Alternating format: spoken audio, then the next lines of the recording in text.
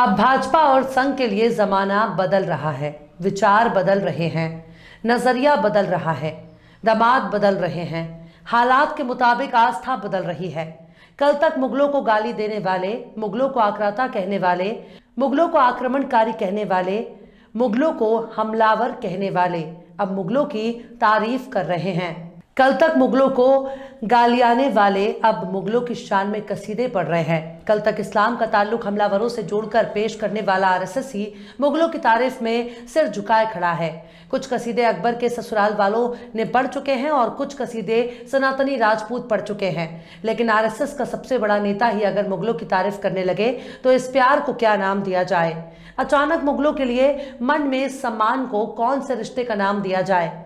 अब मोहन भागवत कह रहे हैं कि अंग्रेजों से पहले भारत में शिक्षा का स्तर बहुत अच्छा था। अब संघ प्रमुख मोहन भागवत कह रहे हैं कि अंग्रेजों के आने से पहले भारत में बेरोजगारी नहीं थी। अब आप ही बताइए, अंग्रेजों से पहले किसका दौर था?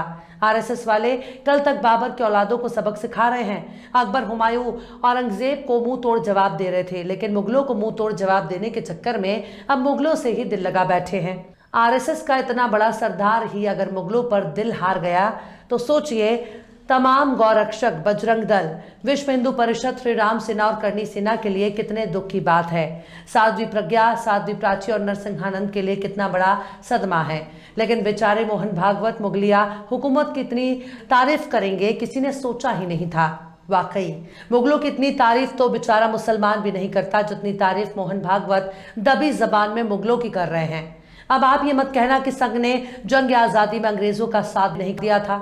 फिलहाल भागवत साहब यही संदेश दे रहे हैं कि तुम हमारे इतिहास पर उंगली मत उठाओ और हम बाबर के औलादों पर उंगली नहीं उठाएंगे। तुम भी खुश, हम भी खुश, बाबर भी खुश और बाबर की औलाद भी खुश। एक सवाल है कि बाबर तो मुसलमान था, मुगल तो इस्लाम धर्म को मानते थे। यानी मोहन भागवत मुगलों की नहीं बल्कि मुसलमानों के निज़ाम की तारीफ कर रहे हैं, इस्लामी मदरसों की तारीफ कर रहे थे, क्योंकि स्कूल, कॉलेज, यूनिवर्सिटी तो अंग्रेज लेकर आए थे। इससे पहले तो मकतबे और मदरसे ही हुआ करते थे और अंग्रेजों से बेहतर मुगलों का दौर था।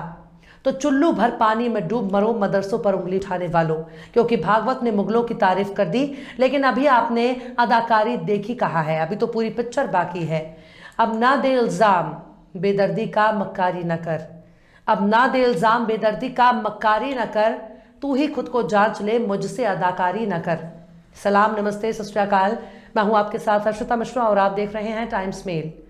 बहुत देर कर दी मेहरबान तेरे आते आते, 70 से 75 साल बीत गए तेरे आते आते। जी हाँ, मोहन भागवत उस वक्त ज्यादा गुस्से से तमतमा उठे जब वो हरियाणा में अपना प्रवचन सुना रहे थे। उन्होंने बहुत ही गुस्से में अंग्रेजों पर हमला बोल दिया। मोहन भागवत ने अंग्रेजों को इतना धोया, इतना धोया, इतना धोया, बेचारे अंग्रेजों की हालत खराब हो गई। पर सवाल है कि अंग्रेज तो भारत को छोड़कर कब के चले गए, फिर मोहन भागवत अंग्रेजों को कैसे अपना गुस्सा दिखा रहे हैं?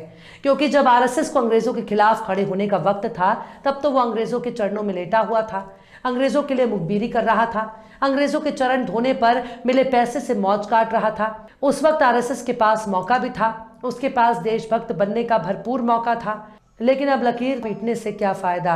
अब मोहन भागवत ने अंग्रेजों पर जबरदस्त तरीके से हमला किया है और उन्होंने कहा कि ब्रिटिश शासन से पहले भारत को 70 से 80% आबादी शिक्षित थी और अब जातियों के बीच कोई भेदभाव नहीं था। यानी मोहन भागवत के कहने का साफ तौर पर यही मतलब है कि अंग्रेजों के दौर से पहले भारत में शिक्षा सबसे बेहतर थी और सबके पास रोजगार भी था। मोहन भागवत ये भी कह रहे हैं कि अंग्रेजों के दौर से पहले जातिवाद भी नहीं था और जातियों के बीच टकराव भी नहीं था।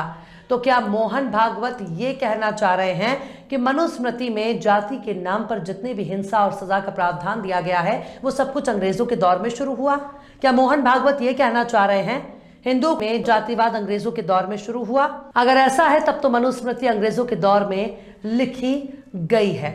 पर मोहन भागवत बिल्कुल भी ये नहीं सोच रहे हैं कि उनके बयानों का क्या मतलब निकाला जाए।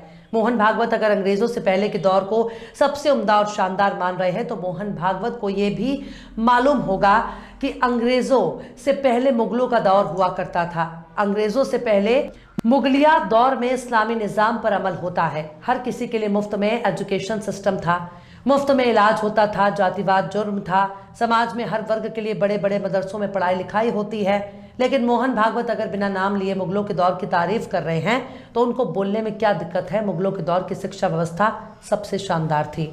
मोहन भागवत को बोलना चाहिए, जाति के आधार पर खुद को सबसे ऊंचा समझने वाली मानसिकता कचरे का डिब्बा है। मोहन भागवत को बताना चाहिए कि मुगलों की सोच उन लोगों से ज्यादा बेहतर थी जो बुलबुल की सवारी करते थे। मोहन भागवत को बताना चाहिए कि मुगलों की ज़हनियत उन लोगों से ज्यादा बेहतर है जो सुबह सुबह लट भांजते हैं। मोहन भागवत को बताना चाहिए कि इस्लामी निज़ाम में ऊंच नीच, अमीर गरीब, छोटा बड़ा और जाति बिरादरी नहीं होती। मोहन भागवत को बताना चाहिए कि मदरसों का एजुकेशन संघ की पाठशाला से लाख गुना बेहतर था, वरना अंग्रेजों के एजुकेशन सिस्टम पर उंगली उठाने के बजाय उन्हें बताना चाहिए कि गुरुकुल और संघ की पाठशाला अंग्रेजों से बहुत बेहतर है या नहीं। अब सुनिए, आखिर मोहन भागवत अचानक अंग्रेजों के इतने खिलाफ कैसे हो गए।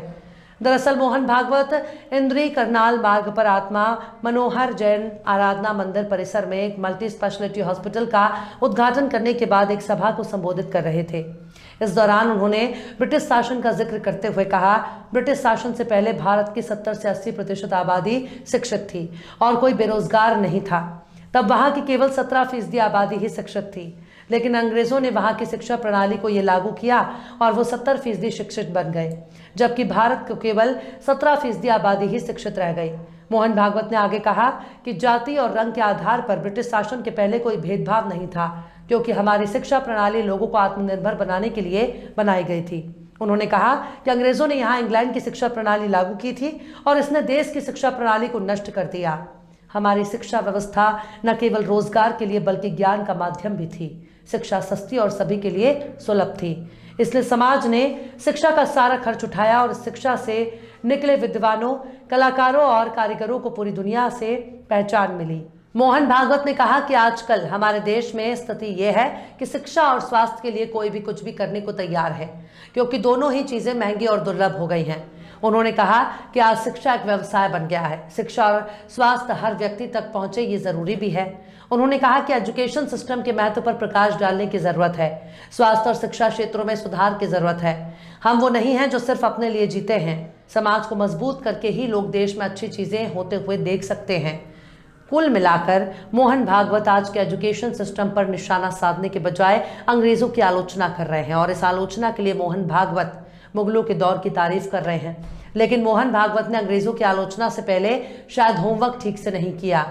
उनको शायद मालूम ही नहीं है कि अंग्रेजों के दौर से पहले किसका दौर था, वरना वो सीधे सीधे नाम लेकर कहते कि मुगलों के दौर बहुत अच्छा था। मोहन भागवत को यह भी मालूम नहीं है कि मुगलों के दौर में शिक्षा न तो व्यापार हुआ करती थी और ना ही एजुकेशन देने वाले बच्चों से पैसे लिया करते थे। लेकिन आज के दौर में मोहन भागवत की राजनीतिक विचारधारा वाली पार्टी जहां जहां राज कर रही है, वहां सरकारी स्कूलों को भैंस के तबेले में बदल दिया गया। बहुत से स्कूलों को बंद करने का फैसला भी लिया गया। यहाँ तक कि सरकारी स्कूल में मुफ्त शिक्षा को खत्म करते हुए सरकारी स्कूलों से पैसे की उगाही शुरू कर दी है। मोहन भागवत को बताना चाहिए, देश के सरकारी अस्पताल होते हुए प्राइवेट अस्पताल क्यों मौजूद हैं। मोहन भागवत को बताना चाहिए कि सरकारी स्कूल होते हुए प्राइवेट स्कूल क्यों मौजूद है। लेकिन कुछ भी बताने से पहले मोहन भागवत को कायदे से होमवर्क करना होगा, जो उनके बस की बात नहीं है। आज भारत में भाजपा की सरकार है, संघ का स्वयंसेवक प्रधानमंत्री है, छोटे बड़े तमाम नेता और अधिकारी संघ की पाठशाला से छांट छांट कर बिठाए गए हैं। इसके बावजूद भी अगर एजुकेशन सिस्टम को चैलेंज करने की हिम्मत मोहन भागवत में नहीं है, इसके बावजूद भी अगर मुफ्त में हेल्थ और एजुकेशन सिस्टम लागू करने की हिम्मत मोहन भागवत में नहीं है, इसके बावजूद भी अगर तमाम प्राइवेट अस्पताल और प्राइवेट स्कूल मौजूद हैं, तो मोहन भागवत को अंग्रेजों को कोसने की जरूरत नहीं है, बल्कि शीशे के सामने खड़े होकर उस शख्स पर उंगली उठाने की जरूरत है जिसका अक्स उन्हें शीशे में नजर आ रहा है, क्योंकि आईना कभी झूठ नहीं बोलता। ढोंग, पाखंड और जातिवाद की सनक ने अगर देश के सबसे बड़े संगठन के मुखिया को बेबस बना दिया है, यकीन रखिए आने वाला वक्त गरीबों का नहीं होगा, बल्कि यहाँ पर सिर्फ पूंजीपतियों और अमीरों का बोलबाला होगा। आज भी आप देख रहे हैं कैसे सरकार अमीर दोस्तों को बचाने के लिए सब कुछ दांव पर लगा चुकी है। अभी भी वक्त है। मोहन भागवत को अंग्रेजों और अंग्रेजों से पहले के दौर को याद करने की कोई जरूरत नहीं है। उनको खुद ही दिखाना चाहिए कि उनकी पार्टी की सरकार में मिलने वाला एजुकेशन और अंग्रेजों के पहले के दौर से लाख गुना बेहतर है। लेकिन मोहन भागवत प्रवचन देने में माहिर हैं। अगर खुद अमल करने लगेंगे तो उन लव जिहाद, मुल्लों की चूड़ी टाइट करना, हलाल प्रोडक्ट का बहिष्कार, पठान मूवी का बहिष्कार, मुसलमानों का आर्थिक बहिष्कार और भारत को हिंदू राष्ट्र बनाने की मुहिम को कौन आगे बढ़ाएगा। फिलहाल इस वीडियो में बस इतना ही। ये वीडियो आपको कैसा लगा कमेंट बॉक्स में आप जरूर बताइएगा। वीडियो पसंद आए तो लाइक करें। हमारे वीडियो लिंक को फेसबुक, ट्विटर, व्हाट्सएप पर अपने रिश्तेदार, यार, दोस्तों को भी शेयर करें और बेबाक, निष्पक्ष, स्वतंत्र पत्रकारिता को सपोर्ट करने के लिए आप हमारे चैनल टाइम्स मेल को जरूर से सब्सक्राइब करें और हाँ, बेल आइकन की घंटी वाली बटन भी आप जरूर से दबा दें ताकि आपको हमारे आने वाले नए वीडियो की नोटिफिकेशन फौरन ही मिल जाए। फिर मिलता है किसी और वीडियो में एक नई खबर के साथ। हर्षिता मिश्रा को दीजिए इजाजत। जय हिंद।